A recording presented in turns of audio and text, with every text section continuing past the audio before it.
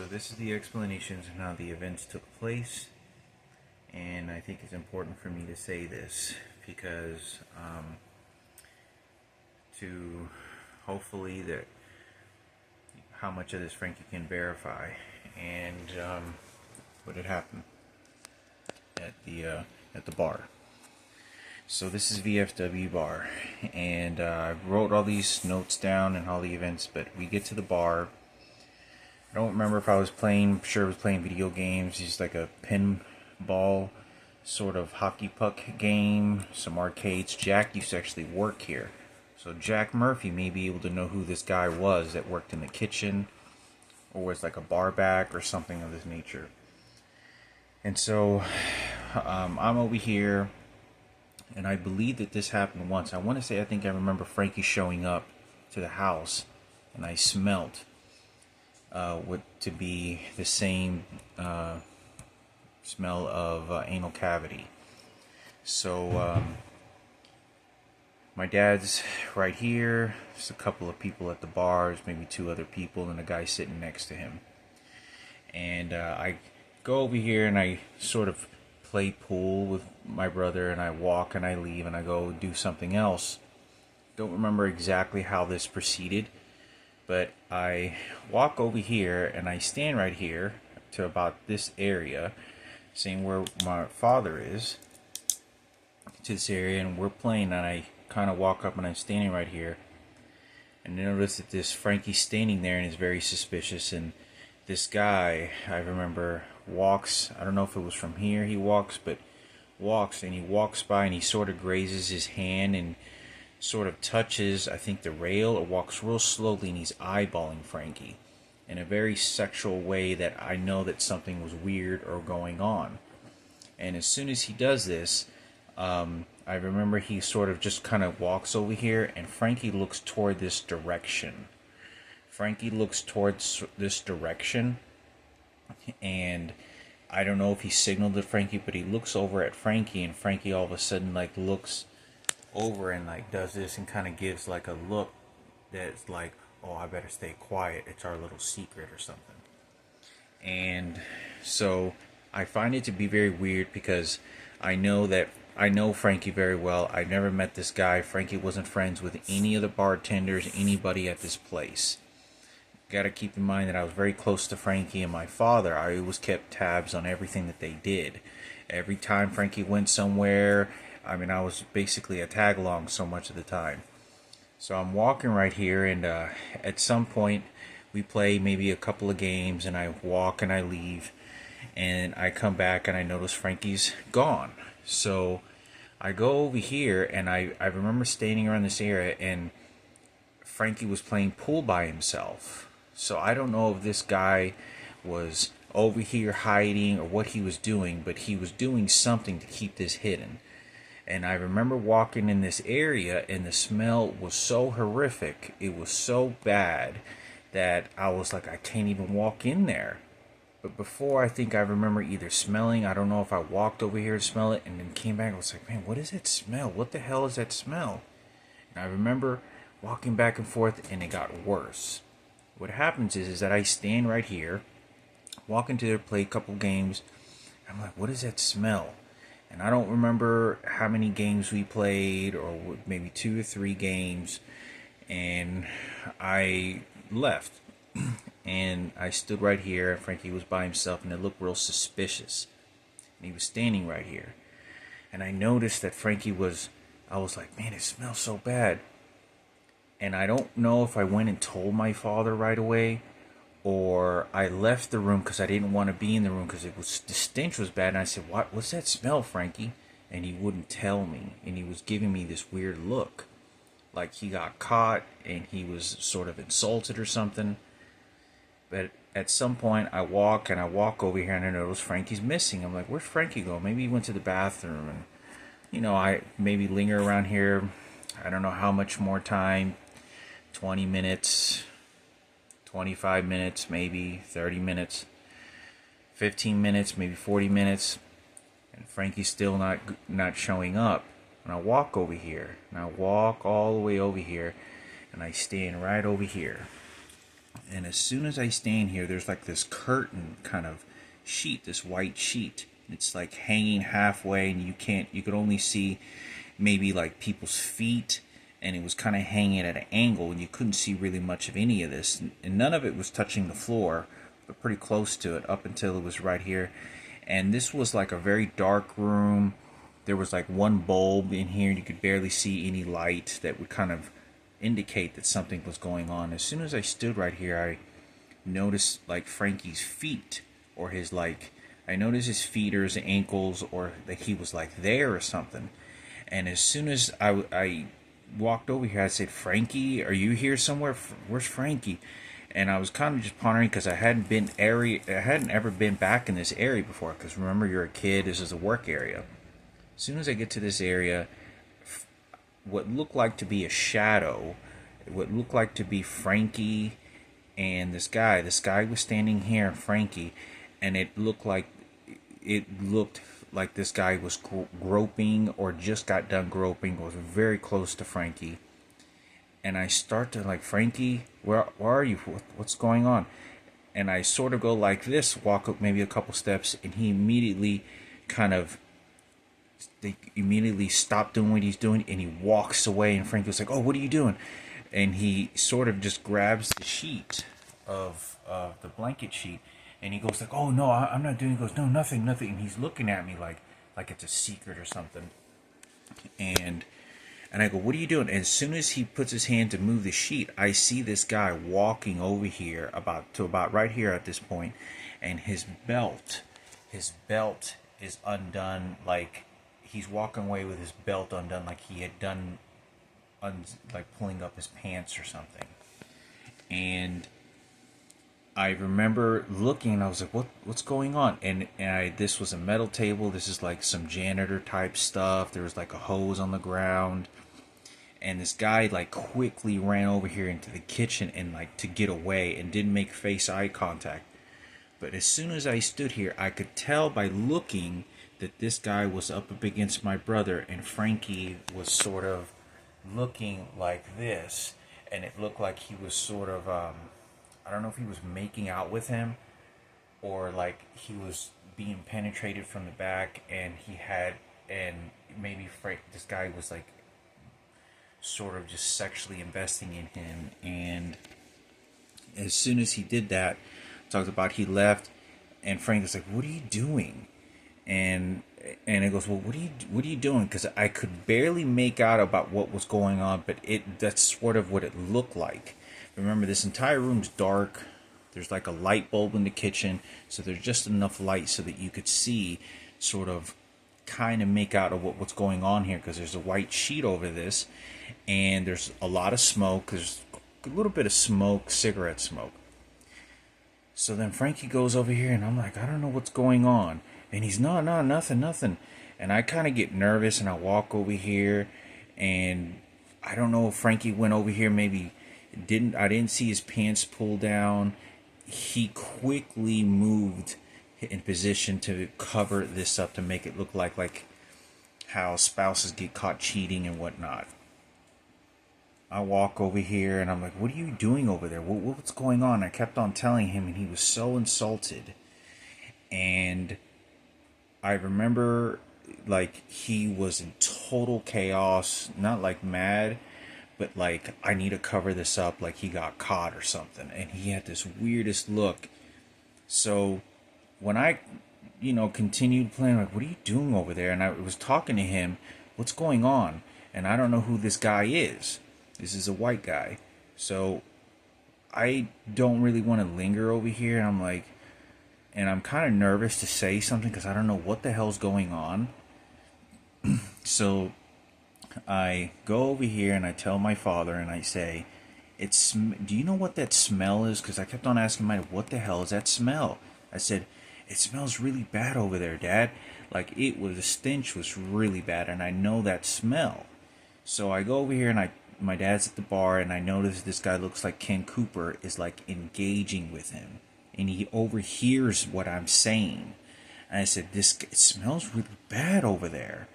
Like, and so I walk over here, and And I walk over here and I was like, man, I mean, he was just stench. And Frankie was looking at me like he was totally violated that I was invading sort of his space.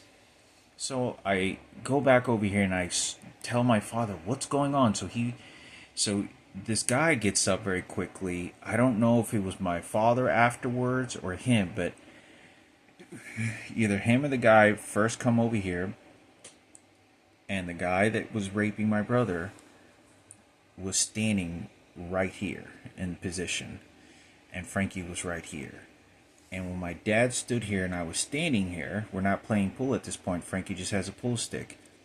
This guy looks directly over at my father, and he gives this threatening look, and my dad looks at him like, and he looks at him kind of like this guy meant business. Like I know what this look is. I know this. You can make it of whatever you want. I know what this look is. I can get away with whatever I want because I'm a white guy, and you know who's in order here, who can get away with what.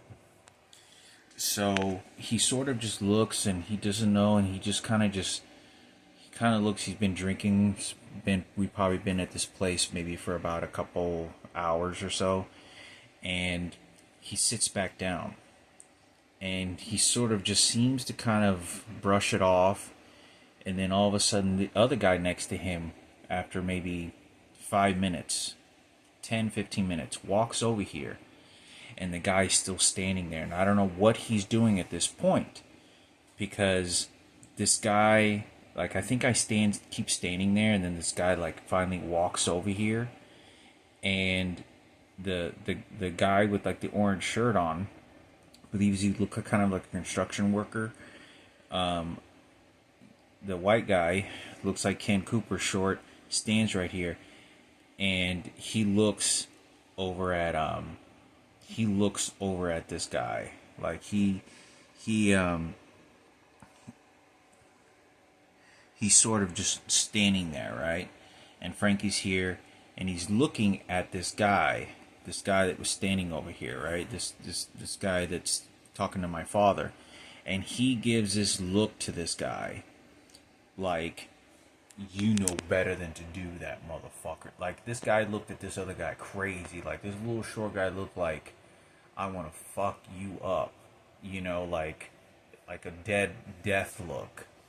And this guy immediately kind of looked at him like it was a signal toward one another about what was happening. And I didn't know what was, because this guy did not communicate ever in this entire time in front of me with any anger or any frustration. And I was still trying to make out about what was going on. And this guy pulls the pool stick up against the table like he was going to mean business.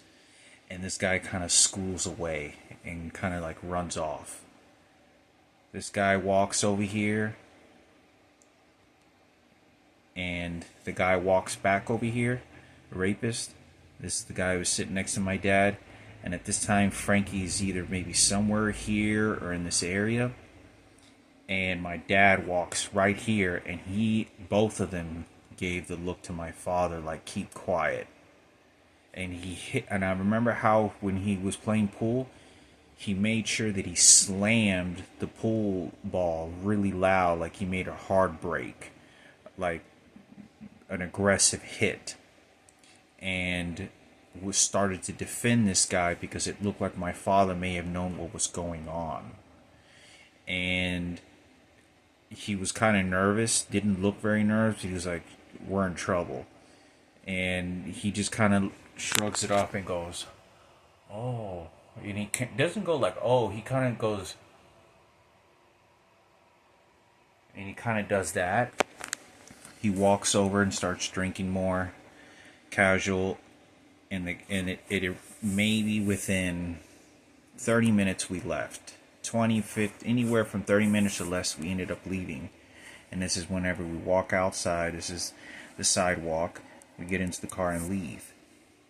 Keep in mind that right across the street from here, DFW, is Ed's Joint. This is where my father got into a fight that was across the street. And when I already talked about this story. It's called Ed's Joint. Chris Martinez used to go there. Chris Martinez's dad knew what Bill had done, because I saw this. So did his mother.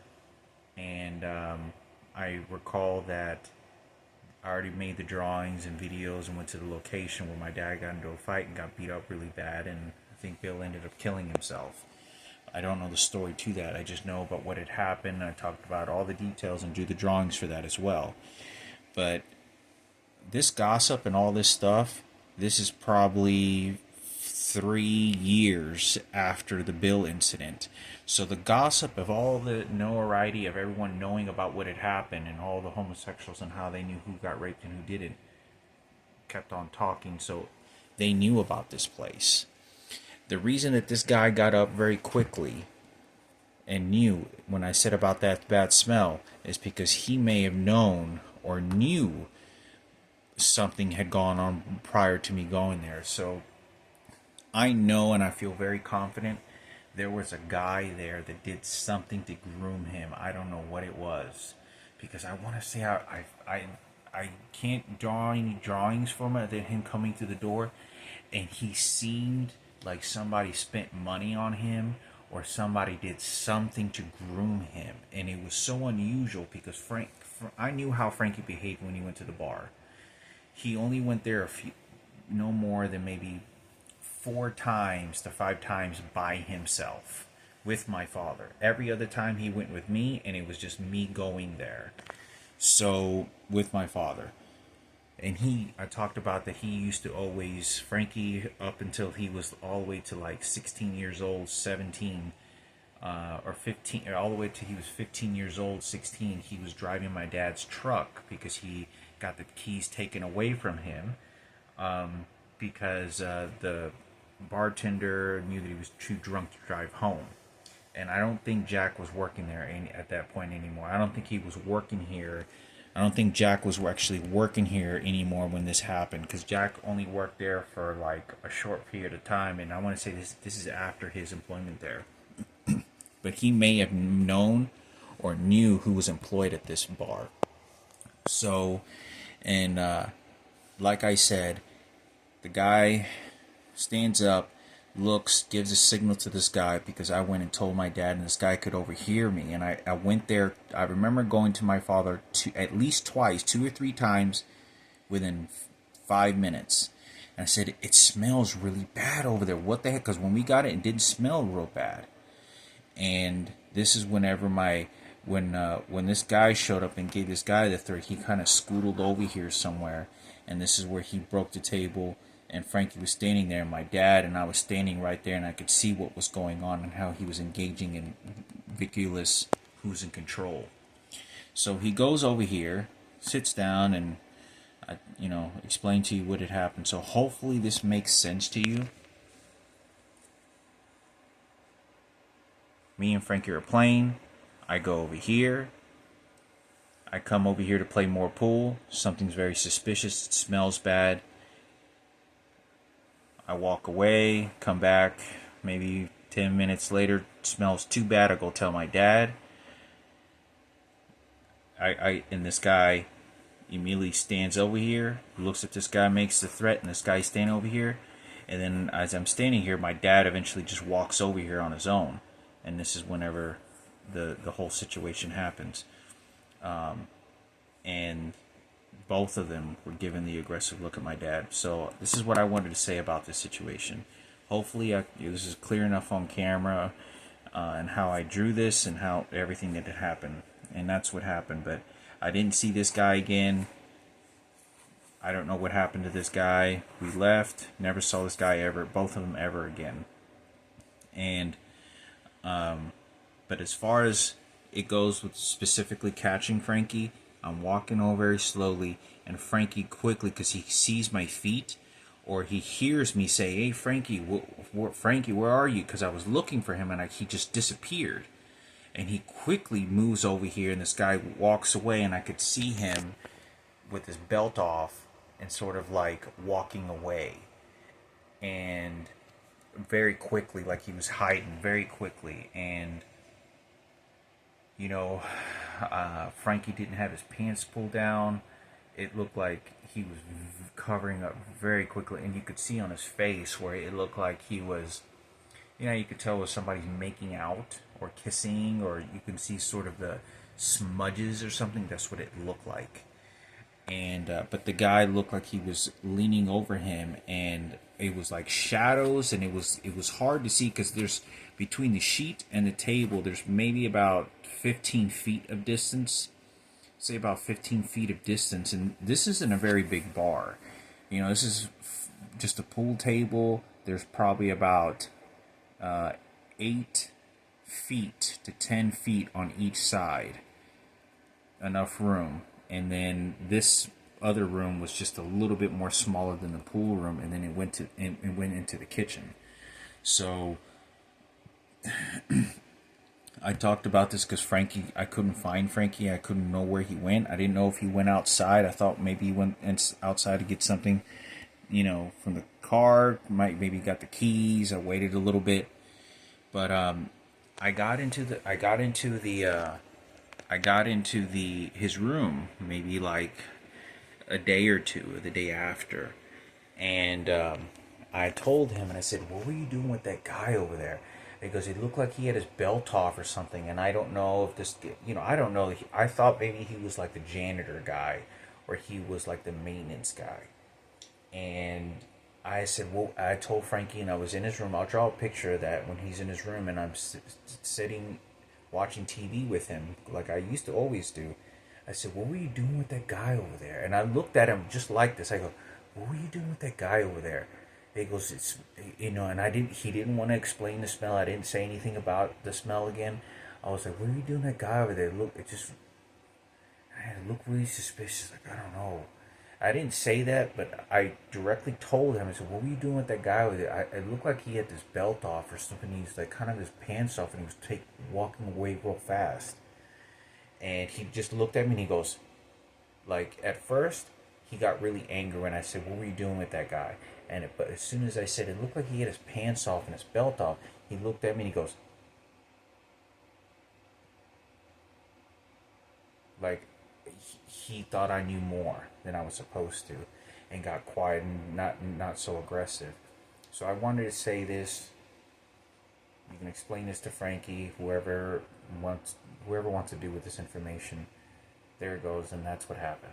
So hopefully that makes sense in some kind of way. I'm standing here. The guy hits the pool. I'm standing here. The white guy stands here. The rapist is here. And the guy hits the pool really, really hard as my dad's standing there. And he gives his dad like the threatening look, like they sort of knew what was going on. And it was just like, stay quiet. We're not doing anything here. Like, so I wanted to say this. And I didn't ever see this guy again. So that's the story. Do some little notes here, what was going on. And that was that. And the reason that the guy, at some point, when this all started, I saw this guy, before I smelt anything of the situation, I saw him walk right, like I was playing pool with Frankie by myself, and this guy shows up, and I'm there, and he walks real slow right here, and he's making direct eye contact with Frankie. I mean, like it's a little secret, like, and I'm not kidding you. This is exactly what he does, but I can't see his face, and I could tell by looking at Frankie that something is going on between this guy. Why are you giving this look to Frankie? So I don't know if he gave oral sex. I don't know if there was a quick penetration. But I do remember Frankie coming home like somebody had groomed him. And he should have never behaved this way. There was something else that happened. This happened, I feel very confident about this. I remember him coming home one day. And he never went to the bar with my dad alone, without me, or he just wanted to go because he was always locked up in his room. He was just in his room all the time. But I remember him coming home like he had a good time or something like this. I know something happened, or someone groomed him, or someone did something. I know that without a doubt there was more rapes and more situations that happened. I don't know, it could have been with other people. Very likely. There's no way that you can have that number of sexual rapists and that there could have been more than another guy, just it never got caught and told or unheard of. But I'm here to say something because the glories, well, you know, the president and Sarah and Ken and Kenneth and Keynote and how everything's going to go. So that's the story. If there's any other drawings, more explanations, you know that I'm more willing to. But as far as it goes for right now, that's what happened. The guy got really scared, and he knew that I was protecting my brother. Because when I looked at him, he knew that I was interested in, like, covering him. Like, he knew I was very interested. Like, what are you doing with my brother? He's mine. Like, he's my brother. Like, what are you doing? Like, my friend, my buddy, this is my brother. Like, what are you doing that I don't know? And it was the same thing when we went to Miguel's. It was the same thing when we went to my grandpa's. Same thing that happened in all the situations. So I think it's important to say, because my mother had wanted me to say something because she couldn't. She was, you know, I talked about my dad committed suicide, and she charged over at my father with Sarah and threatened my mother. It was nasty. My sister died within 1 year of that, so hopefully we can move on from this, whatever the psychologists want to put of it. So there you go. That's another one I shooed away and scared off on a Veterans Night bar, VFW, Old Downtown Carrollton. So don't know if you can get the employment records to find out who worked there, or if this guy even did work there.